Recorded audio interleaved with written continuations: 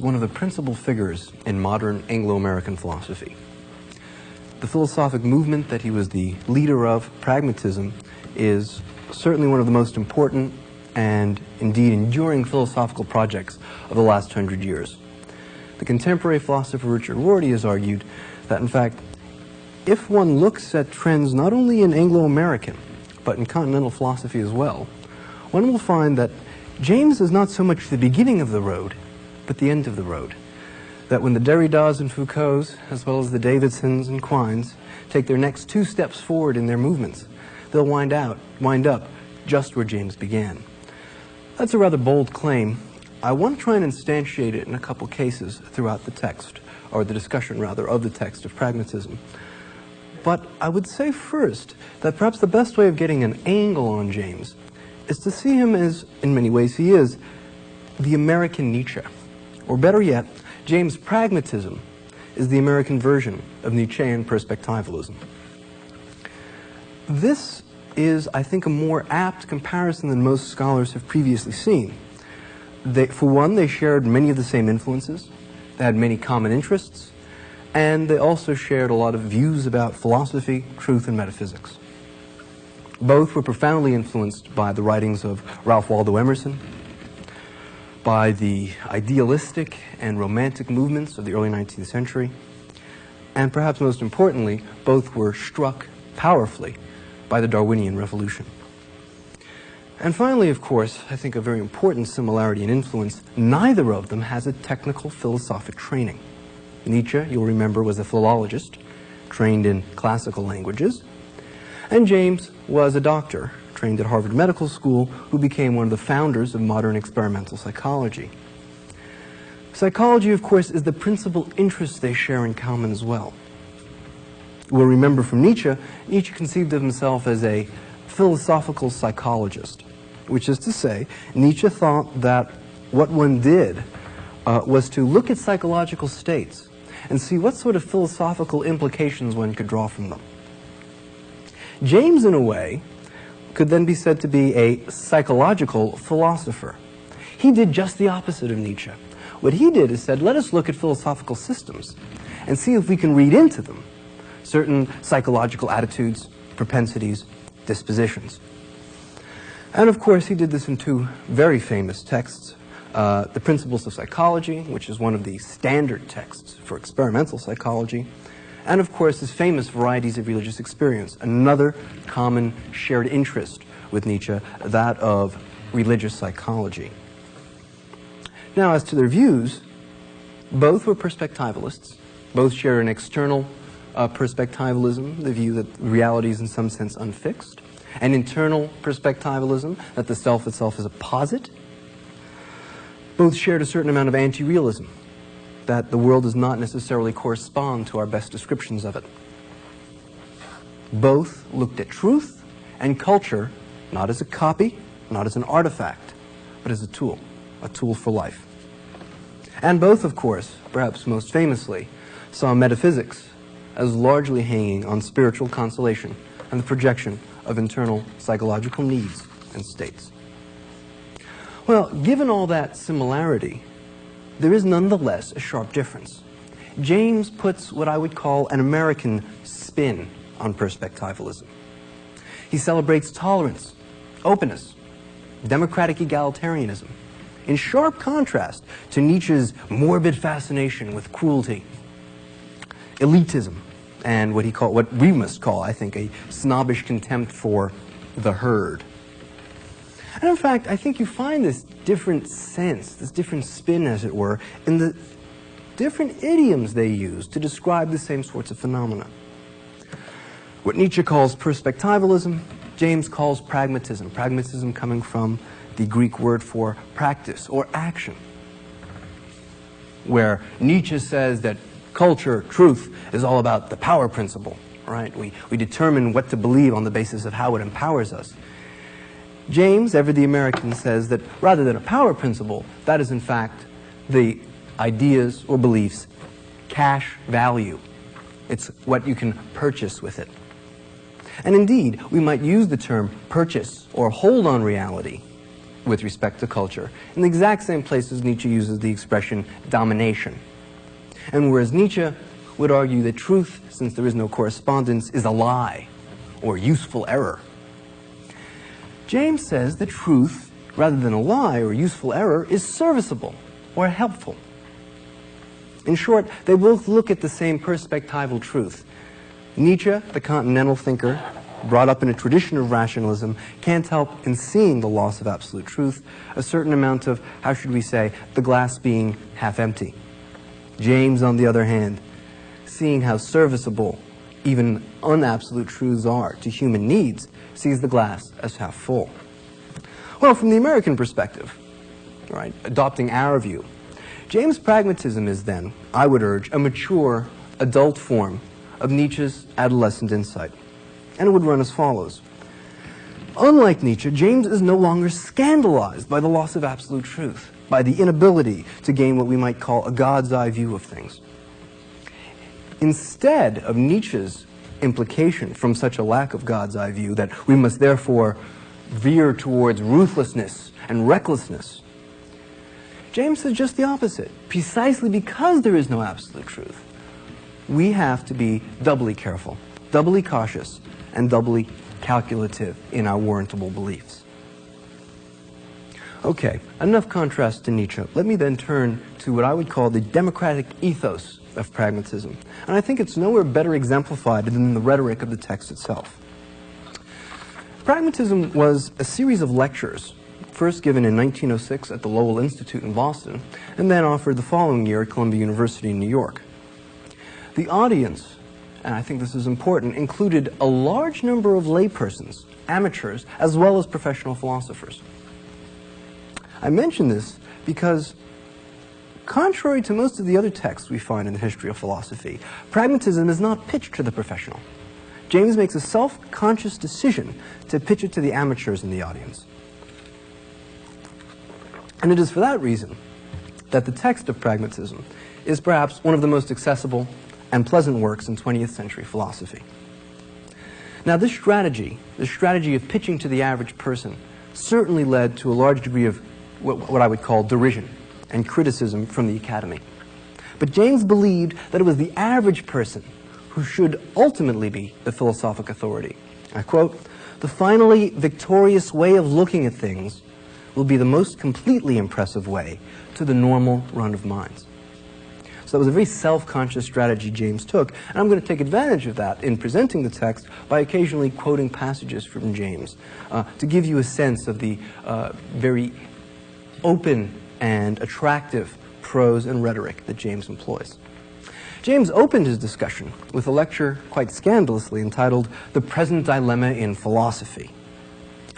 James interprets the long-standing philosophical dispute between what we've been calling in the series the rationalist or German idealist tradition on the one hand and the empiricist or positivist tradition on the other as a clash between two different temperaments. Temperaments which he calls tender-minded and tough-minded respectively. Right? We know the tender-minded sort of worldview. They tend to be rationalistic. They go by principles, right? Principles first, a priori truths. They tend to be intellectualistic. You judge a theory whether it appeals to the rational faculties of our cognitive makeup. They're idealistic, right? They tend to think that ideas are abstract entities which have a reality above and beyond the physical world. They're optimistic. They consistently argue that this is, in fact, the best of all possible worlds if only we can attain the absolute perspective. They're religious. The absolute is, in fact, a sort of secularized version of God. They're free willist, as James calls them, believing that human dignity demands that we be autonomous from the sort of causal, psychological events that occur in other animals. They're monistic. Reality is one, it's unified. And of course, as we've seen with Hume, they're intensely dogmatic. On the other side, we find the tough-minded philosophers, people like Hume, Locke, Berkeley. They're empiricists. For them, it's only the facts that count. They're sensationalistic. They don't appeal to your rational faculties. They appeal to your sense datum, your experience. They're materialistic, right? With the exception of Berkeley, they tend to believe that the world is made up of matter or atoms in the void. They're pessimistic. They offer you no grounds for hope. They're irreligious. They're skeptical about the belief in a God.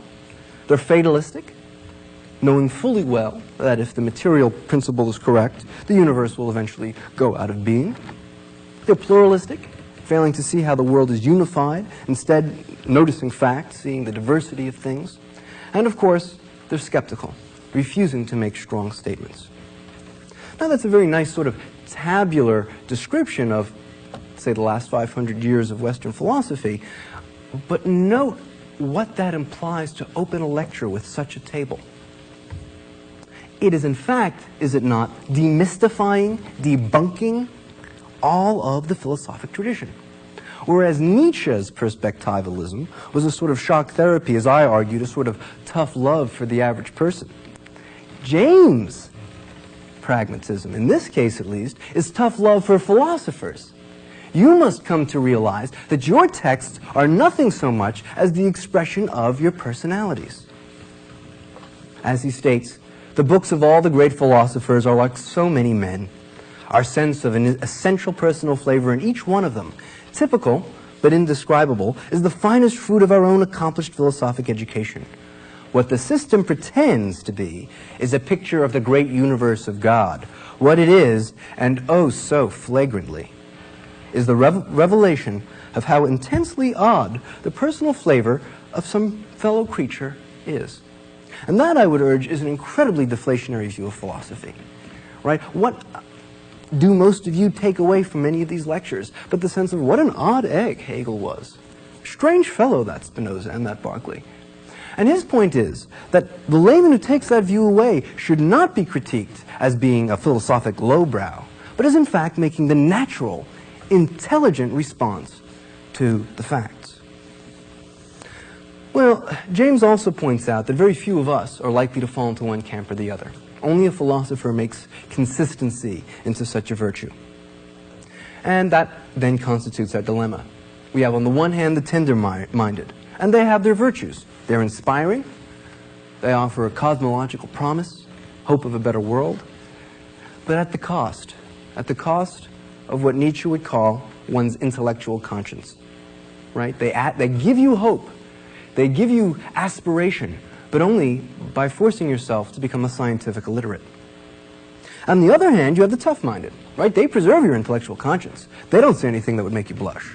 On the other hand, they're intensely fatalistic, they're irreligious, they're pessimistic, and of course, for some people at least, that leads to depression, psychological ennui. The rational person, James says, naturally wants the good things on both sides of the table. Right? And I wish to quote James here. Most of us have a hankering for the good things on both sides of the line. Facts are good, of course. Give us lots of facts. Principles are good. Give us plenty of principles. The world's undoubtedly one if you look at it one way, but as indubitably it is many if you look at it in another way. Everything, of course, is necessarily determined, and yet, of course, our wills are free. A sort of free will determinism is the true philosophy. And James is making a good point here. All of these things have value for our lives, right? Optimism, aspiration, as well as a certain sense of fact, a certain sense of the subtleties of particular existence. Well, that's where pragmatism enters. James promises in his first lecture that pragmatism is the philosophy which will allow you to have your cake and eat it too. It is at this point that my own solution begins to appear. I offer the oddly named thing, pragmatism, as a philosophy that can satisfy both kinds of demand.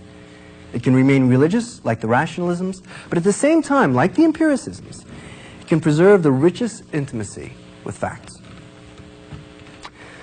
Okay, for James, pragmatism is both a method and a theory of truth. The method grows out of Charles Saunders Peirce's pragmatic account of meaning. Now, Peirce's account ran something as follows. The meaning of an expression is determined by the experiences or consequences that would follow or would ensue if, and under certain conditions, if and only if that expression were the case or were true. All right? In short, pragmatism asks this question as a method. What difference would it practically make to anyone if this notion rather than that notion were true? If no practical difference whatever can be traced, then the alternative means practically the same thing and all dispute is idle. Okay? That's the pragmatic notion of meaning. And we'll find that that is, of course, an important tenet in logical positivism in A.J. Ayer. James generalized this doctrine into a larger method for settling metaphysical disputes, and, in addition, interpreting philosophical doctrines. Such views and doctrines, and by the way, James, like Nietzsche, refused to draw a sharp line between metaphysics and science, so even scientific theories are instruments of action and not fixed and final answers to problems posed by the world. As James says, the whole function of philosophy ought to be to find out what difference, what definite difference it will make to you and me at definite instance of our life if this world formula or that world formula be the true one. What hangs on materialism or spiritualism or free will or determinism?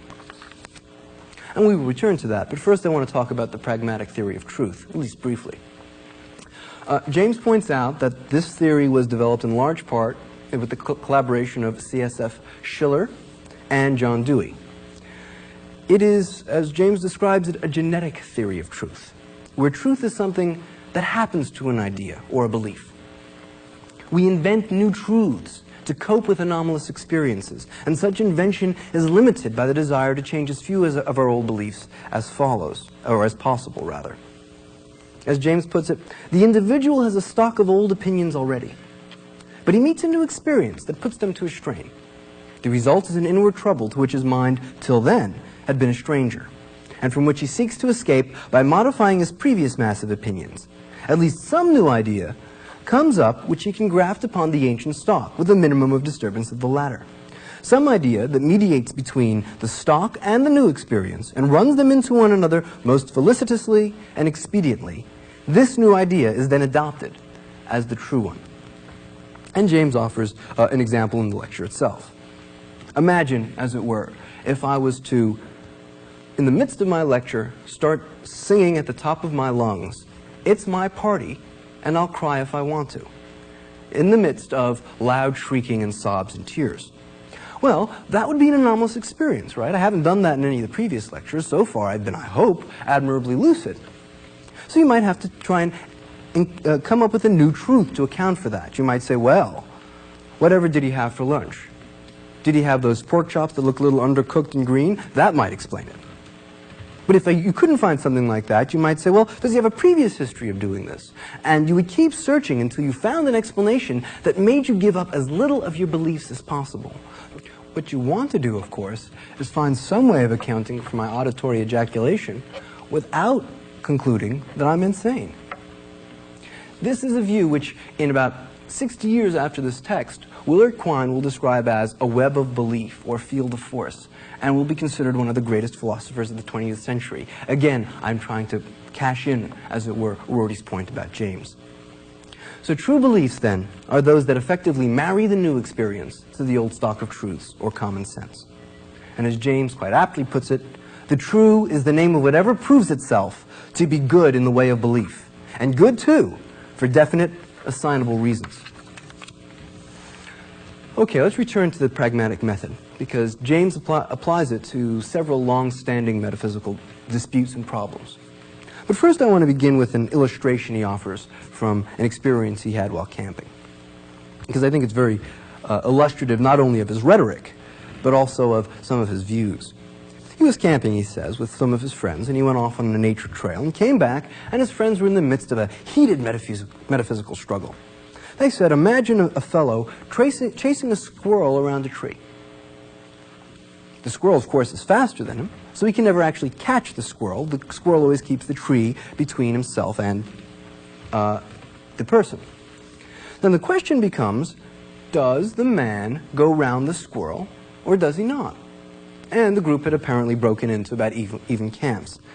And since James was the deciding vote, they both appealed to him. And James offered them this answer. He said, well, doesn't it really hang on what you mean by going round? If you mean by going round that he's on each of the compass points, north, west, south, east, respectively, of the squirrel, well, then he certainly does go around the squirrel. If, however, you mean by going around the squirrel that he's first at the side of the squirrel, and then at the back of the squirrel, then at the other side, and then in front, then he clearly doesn't go round.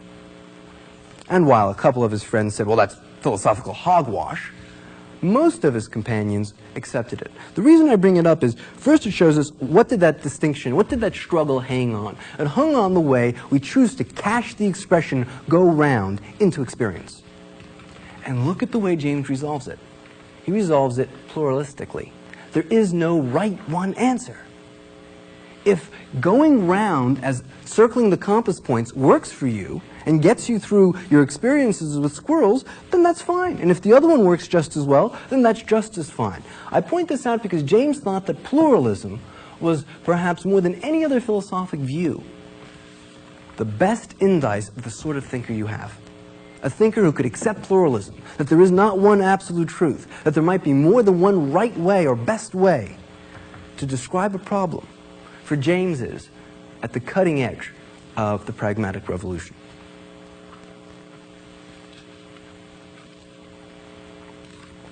Okay, now that you have a sense of the method, let's watch as James applies it to particular cases. The first case is the long-standing struggle between materialism and spiritualism. Is it just atoms in the void, or are we souls and spirits with an oversoul? James points something out. If we look at this in a retrodictive sense, if we look back in time, you can't tell any difference. Imagine the world ends at this moment, and we look back at all of human history, natural history, cosmic history, universal history, what difference would it make? Can spiritualism, can the providence of God account for everything that's happened? Certainly. Perhaps not to everyone's satisfaction, but it certainly can, logically and coherently. Similarly, atoms in the void. The argument that the universe is just matter and energy going through its changes and developments can account for everything that's happened to date. So if we look from the past to the present, there is no difference whatsoever between materialism and spiritualism. However, prospectively, it's an entirely different kettle of fish, as it were. Materialism teaches us, right, that one day the sun will supernova. The planet will die. The universe will collapse. All of our aspirations, our projects, our goals, our achievements will have meant nothing.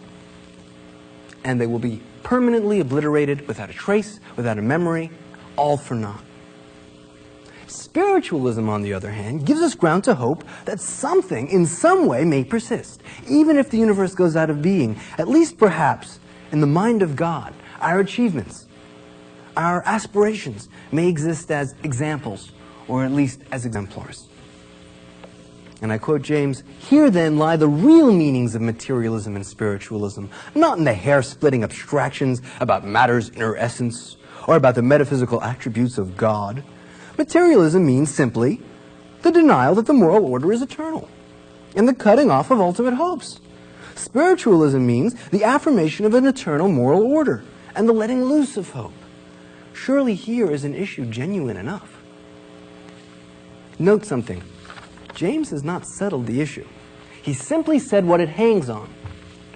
James is a pluralist. If you need that sort of cosmological hope, well, then who could deny you your spiritualism, as long as it doesn't do too much violence to your old stock of beliefs, right? Conservatism always being the primary directive in keeping our web of beliefs solid. Similarly, if you don't have those needs, then you have no need for spiritualism. Materialism will fulfill you. Well, let's turn now to the dispute between free will and determinism. James points out that many philosophers have tried to be pragmatic by trying to hang the issue on culpability and punishment. Right? We've discovered if we're not really free, if we're determined to act, how can I be blamed for anything I do?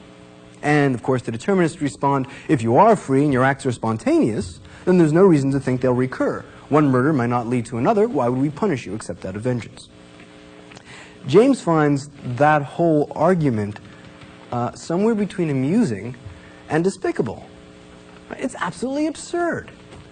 As he states, instinct and utility are more than sufficient to dictate our moral actions of praise and blame. And he's making a very good point here. When you have a moral, or better yet, criminal problem, do you go to a philosophy department and find a philosopher? Or do you look for a policeman and take the guy to court? Philosophers don't settle such issues. Juries do. Lawyers do. Judges do. Policemen do. Right? Free will and determinism, therefore, do not at all hang on the issue of culpability, nor do they have any difference with respect to human history in the past tense. Right? Everything that's happened in the human past can be accounted for on the basis of human freedom. We saw Hegel do that. Or it can be done on a materialist basis. We've seen Marx and Weber attempt to do that on a completely deterministic basis. Where then is the difference? Again, it's with the future. For some people, determinism means that the future will resemble the past. And James says that there are certain people who are melancholic. James himself was. Or as he would say, unhealthy souls. Souls which are, as he would argue, deeper. And for them, this notion that the future will resemble the past, will be just like it, is a cause of despair. Most of the human past has been suffering, has been silliness, if not stupidity and cupidity and venality. On the other hand, what does free will teach us? Free will pragmatically means that we can expect novelties in the future. Right? It means the right to expect that in its deepest elements, as well as in its surface phenomena, the future may not identically repeat and imitate the past. It holds up improvement as at least possible, whereas determinism assures us that our whole notion of possibility is born of human ignorance. It's therefore possible, if we believe in free will, pragmatically, that the world can be made better, a doctrine James called meliorism, which he contrasted to both optimism, the rationalistic view that this is the best of all possible worlds and it's going to work out in the wash, and pessimism, that we're destined to make the same stupid mistakes we've made before again. James' point is, there is contingency. There is at least the possibility, if one accepts free will as a pragmatic hypothesis rather than a metaphysical dogma, that we could make the world better. Nothing stops us from doing so. Finally, I turn to the doctrine of God or design. And again, it has no retrodictive force. Right? The world could have occurred as a result of God and his providential design, or it could have occurred by the action of atoms in the void. But it does have a perspective difference, doesn't it? Right? If it is the case that there is no design, then any moral improvement or physical improvement in the world will hang entirely on our efforts. And that, James says, causes no small degree of anxiety in sensitive souls. One is constantly, as it were, in a moral uproar, trying to make things better and work towards a better future. But look at what God and design offer. They assure us that everything will work out in the wash, right? That God is up in his heaven, and eventually it'll all be okay. What then is the pragmatic cash value of God or design? It gives us the excuse to take the occasional moral holiday. To say, okay, I've done enough moral behavior for the day. I can take the rest of the day off because God's going to make sure it works out in the end. And he says, and I think quite sensibly so, to deny God is to say that one ought never take a moral holiday, that one ought never check one's moral projects at the door and relax for a little while. And yet, that is an important part of life, isn't it? Part of the pleasant part of life is occasionally relaxing from our moral struggles. So all of these issues in religious metaphysics come down to what for James? They come down, or as he says, arise in the fact that our empirical future feels to us unsafe and needs some higher guarantee. And note the difference between him and Nietzsche here. Nietzsche says the exact same thing and says that's despicable. Humans are acting weak when they grab for such a crutch. Whereas James is saying, no, look at the animal. The animal has this need. Who is to say that that need is inauthentic? If it helps it survive, and it certainly has for the last several millennia, then who could deny it? Then what makes that irrational? It's biological. So James concludes in his discussion of metaphysical disputes that pragmatism represents a philosophical, what he calls, Protestant Reformation. What I would call a rebellion against authority on behalf of the individual. Whereas Nietzsche located that moment in the gay cyber, the gay science of the chivalrous troubadour knights of Provence, James, the Protestant, sees that same activity in the Protestant Reformation. and this might well count as his manifesto. The earth of things, long thrown into shadows by the glories of the upper ether, Plato's heaven, must resume its place. To shift the emphasis in this way means that philosophic questions will fall to be treated by minds of a less abstractionist type. Minds more scientific and individualistic in their tone, yet not irreligious either. It will be an alteration in the seat of authority that reminds one almost of the Protestant Reformation. And as to papal minds, the Protestantism has often seemed a mere mess of anarchy and confusion. Such, no doubt, will pragmatism seem to ultra-rationalistic minds in philosophy. It will seem so much mere trash, philosophically. But life wags on, all the same, and compasses its ends in Protestant countries. I venture to think that philosophic Protestantism will compass a not dissimilar prosperity. Well, towards the end of his series, James turned to a more complete account of the pragmatic, or what we might call instrumental theory of truth. Like Nietzsche, James rejected out of hand the correspondence, or what he called copy theory of truth.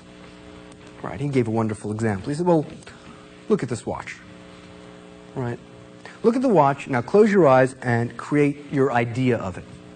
And it will be a mental picture of it, which is more or less a copy of the appearance of the watch. So far, so good for copy theory. But he says, now, think in your mind the idea of the watch's inner workings.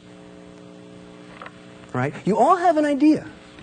And I would venture to say most of you have something pretty close to the right idea. But I would also venture to say not a one of you has anything even close to a copy of the watch's inner workings.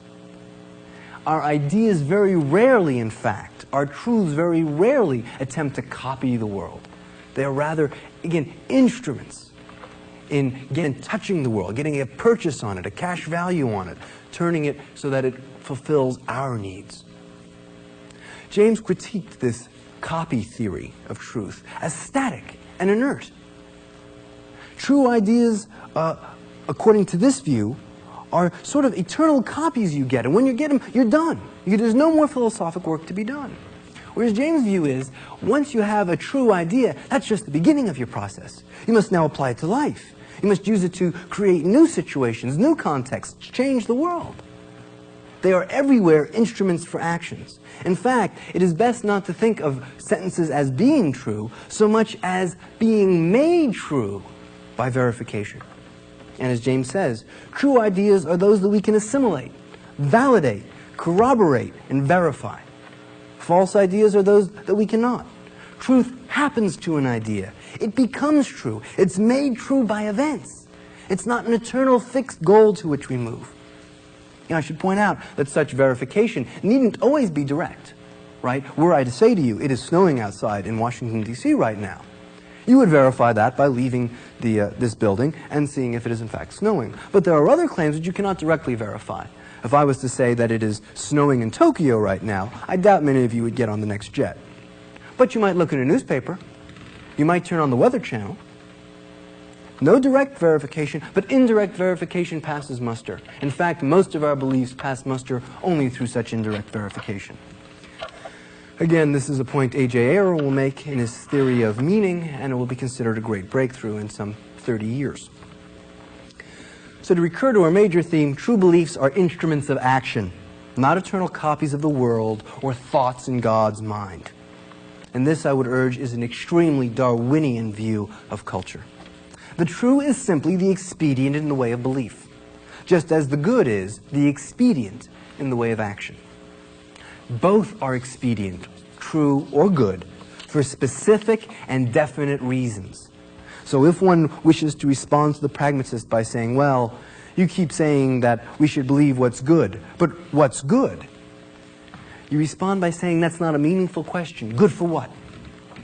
What's a good belief in terms of your physical health? Well, that would probably come down to medicine. What's a good belief in terms of psychological health? Perhaps psychoanalysis, perhaps religion. It would depend not only on the context, but on the person, on the situation, on the historical moment. There is no absolute truth, except, perhaps, conceived as a normative ideal that we might ultimately all believe in if we had free and open speech to last forever. Now that's a thought that Jürgen Habermas will spin about 3 or 4 books off in about 70 years and be considered a genius for. Well, James then turned in one of his last lectures to something he called pragmatism and humanism. And he opened it by recurring to this previous discussion of truth. What hardens the heart of everyone I approach with the view of truth sketched in my last lecture, the one I just expressed, is that typical, and here he alludes clearly to Bacon, idol of the tribe, the notion of the truth, which he spells with a capital T, conceived as the one answer, determinate and complete, to the one fixed enigma which the world is believed to propound. James, in attacking that view, in saying that the truth is in fact simply what's expedient for us to believe, what's useful for us, what gives us a purchase on life, is in fact offering what he argues is a completely humanistic view of the cultural situation. The world's not a fixed given that we must correspond to, another idol of the tribe, but in fact is made over in our image as we parse it, as we work on it, right? Has not the, in fact, our scientific theories changed the nature of the world. Maybe for the better, maybe for the worse. Certainly ozone holes might not have existed had it not been for some of our scientific breakthroughs, right? The amount of forest or tree land we might have had in our topography has changed dramatically because of changes in human culture. It is completely nonsensical for James to see, when one looks at this evolutionary dynamic process, to argue that the world is in some way fixed and final. It's constantly changing, and we're changing it. Also, the notion that the world makes our beliefs true when they're true, and we make them false when they're not, that our beliefs must agree with the world, somehow, James argues, is fixed on the metaphysical dogma that you can separate out the world's contributions to our beliefs from our contribution. As he, I think, quite nicely puts it, does the river make its banks, or do the banks make the river? Does a man walk with his right leg or with his left leg, more essentially? Just as impossible may it be to separate the real, right, the world's contribution from the human factors in the growth of our cognitive experience. Nietzsche used to describe that phenomena by saying our beliefs are human, all too human. James, I think, actually has the better phrase. What he says is, the trail of the human serpent is overall. That's a point which in recent years has been made by Donald Davidson to quite a bit of acclaim, quite rightly so. Well, the next point James makes really draws from his psychology. We have no awareness, he argues, of a world prior to our interpretation of it, at least under some of our descriptions or conceptual schemes. The pre-schematic phenomenal world one gets from Berkeley is itself an abstraction from experience. In and of itself, as observed in, say, the perception of an infant, the world is nothing but a booming, buzzing confusion, very much like Nietzsche's chaos. Now, so far, that's not entirely dissimilar to what Kant had said, if you'll remember in his Copernican Revolution. But what James points out is that none of those parsings are fixed in the human mind so much as evolve through the process of cultural change. By naming things and properties and attributes and relations, we break up the flux of experience, of sensation. We parse it. And most importantly of all, we humanize it, or make it serviceable for our human, biological, social, and psychological needs. That, of course, is a point that Martin Heidegger will make in about 30 years after the publication of this text, and will cause quite a stir. I wish to quote here. We break the flux of sensible reality into things, then, at our will. We create the subjects of our true as well as of our false propositions. We create the predicates also. Many of the predicates of our things express only the relations of the things to us and to our feelings. Such predicates, of course, are human additions. Caesar crossed the Rubicon and was a menace to Rome's freedom. He's also an American schoolroom pest, made into one by the reaction of our schoolboys on his writings. The added predicate is as true of him as the earlier ones. He's just as much a pest to schoolboys in the early 20th century as he was a danger to Rome's freedom.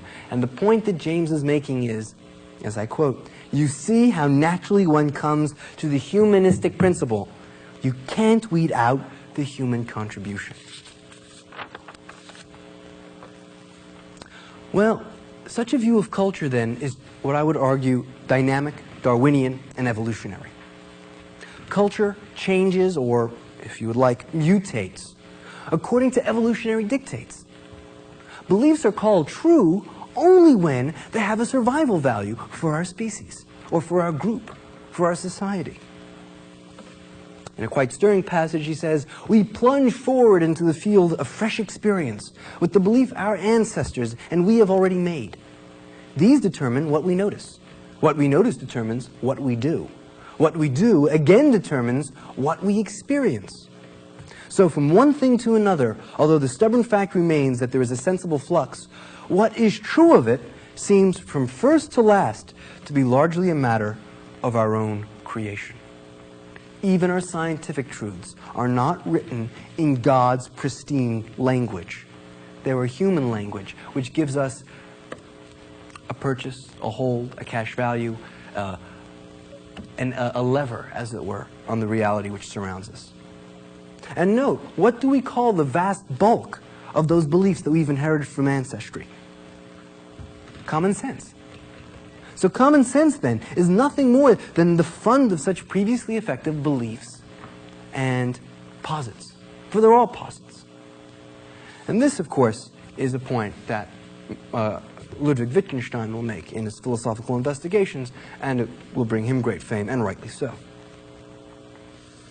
Finally, I want to return, or better yet, turn to James' defense of his version of perspectivalism and anti-realism, against what he considered would be the imminent rationalistic criticism that, in fact, he did receive. He was quite prophetic on that. And see if this doesn't, in fact, correspond to what many of you may be feeling as an objection to this doctrine. Now, the idea of this loose universe affects your typical rationalist, and here I like to think of Kant or Hegel, in much the same way as freedom of the press might affect a veteran official in the Russian Bureau of Censorship. It affects him as the swarm of Protestant sects affects a papist onlooker. In other spheres of life, it's true that we've got used to living in a state of relative insecurity. The authority of the state and that of an absolute moral law have resolved themselves into expediencies. And Holy Church has resolved itself into meeting houses. Not so as yet within the philosophic classrooms. Right? James is arguing for a revolution in the way we think about philosophic problems. And it is a revolution which is both democratic, egalitarian, that there are as many solutions as there are tenable forms of life. And I want to illustrate that by recurring to that dilemma in philosophy. And the dilemma was that we want to have our facts and our hopes with them. As James says, rationalism sticks to logic and the Empyrean. Empiricism sticks to the external senses. Pragmatism is willing to take anything, to follow either logic or the senses, and to count the humblest and most personal experiences. Her only test of probable truth is what works best in the way of leading us.